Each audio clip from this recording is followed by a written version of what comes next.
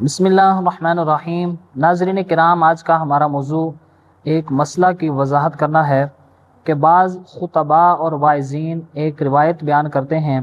کہ نبی پاک علیہ الصلوۃ والسلام ایک راستے پر جس وقت گزرا کرتے تھے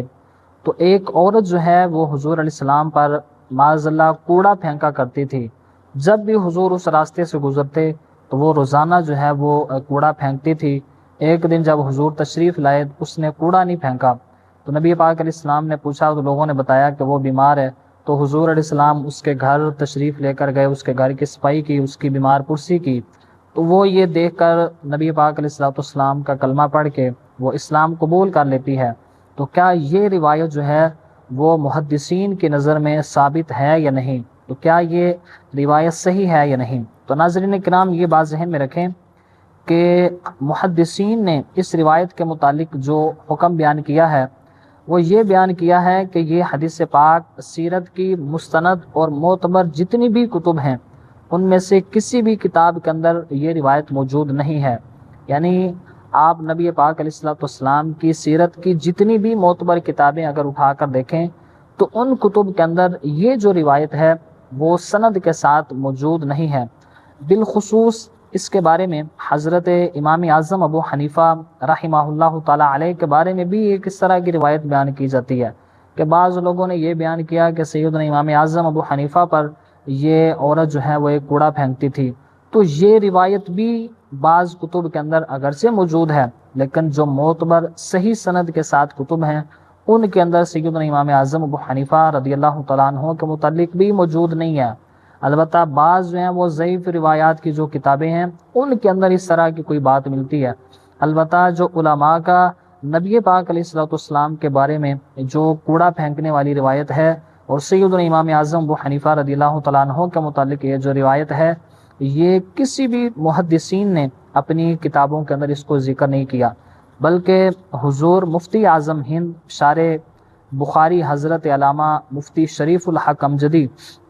علیہ رحمہ سے اس روایت کے متعلق جب سوال کیا گیا، یعنی آپ بڑے وسیع المطالعہ بزرگ تھے اور آپ نے بخاری شریف کی شرح لکھی ہے، آپ سے جب اس روایت کے بارے میں سوال کیا گیا کہ یہ جو نبی پاک علیہ السلام پر کوڑا پھینکنے والی روایت ہے آپ اس کے بارے میں کیا کہتے ہیں؟ تو آپ نے یہ لکھا کہ کوڑا ڈالنے کی روایت اس وقت یاد نہیں ہے، لہٰذا اس کے بارے میں کچھ نہیں کہہ سکتا۔ یعنی اگر یہ سیرت کی کتابوں میں یہ روایت اگر موجود ہوتی اور اتنی کو مستند روایت ہوتی تو یہ شارح بخاری ہیں، وسیع المطالعہ بزرگ ہیں، تو کم از کم ان کے علم میں تو ہوتی۔ تو اس لیے شارح بخاری علیہ رحمہ نے اس روایت کو آپ نے بھی رد کیا ہے، یعنی فرمایا کہ یہ اس طرح کی روایت میرے مطالعہ میں نہیں ہے، اگر ہوتی تو ظاہری سی بات ہے اتنی بڑی ہستیاں اتنے بڑے وسیع المطالعہ بزرگ ہیں تو ان کے مطالعہ میں یہ روایت ضرور ہونی تھی۔ تو لہٰذا ہمارے دور کے اندر جو واعظین ہیں وہ اس طرح کی روایات بیان کرتے ہیں کہ جن میں نبی پاک علیہ الصلوۃ والسلام کی طرف اس طرح کی چیزیں منسوب ہوتی ہیں، تو یہ بات ذہن میں رکھیں کہ نبی پاک علیہ الصلوۃ والسلام کی سیرت طیبہ کے حوالے سے جو مستند روایات ہیں انہی کو ہی بیان کرنا چاہیے، اس لیے کہ حضور سید عالم صلی اللہ تعالیٰ علیہ وسلم کا ارشاد ہے کہ من کذب علی متعمدا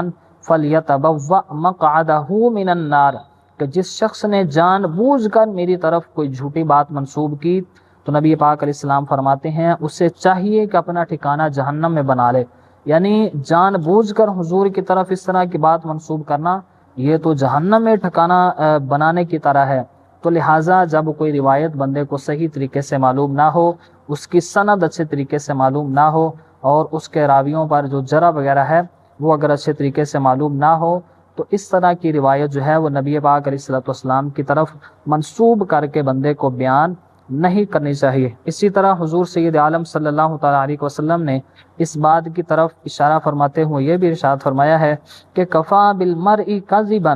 ان یحدث بکل ما سمع۔ صحیح مسلم میں یہ روایت موجود ہے کہ نبی پاک علیہ السلام نے فرمایا کسی آدمی کے جھوٹا ہونے کے لیے اتنی بات ہی کافی ہے کہ وہ تحقیق کے بغیر ہر سنی سنائی بات لوگوں میں آگے بیان کرتا ہے۔ یعنی ہر سنی سنائی بات کو لوگوں میں آگے بیان نہیں کرنا چاہیے بلکہ اس کے بارے میں پہلے تحقیق کرنی چاہیے آیا یہ حدیث پاک موجود بھی ہے یا نہیں۔ تو خلاصہ گفتگو یہ ہے کہ یہ جو نبی پاک علیہ الصلوۃ والسلام کی طرف روایت منسوب کی جاتی ہے۔ کتب معتبرہ کے اندر اس طرح کی کوئی روایت موجود نہیں ہے۔ سیرت کی جتنی بھی مستند روایات ہیں اور سیرت کی جتنی بھی کتب ہیں ان کے اندر یہ روایت موجود نہیں ہے، لہٰذا جب تک یہ روایت کسی سیرت کی مستند کتاب کے اندر نہیں مل جاتی اس روایت کو بیان نہیں کرنا چاہیے۔ دعا ہے کہ اللہ رب العزت عمل کی توفیق عطا فرمائے۔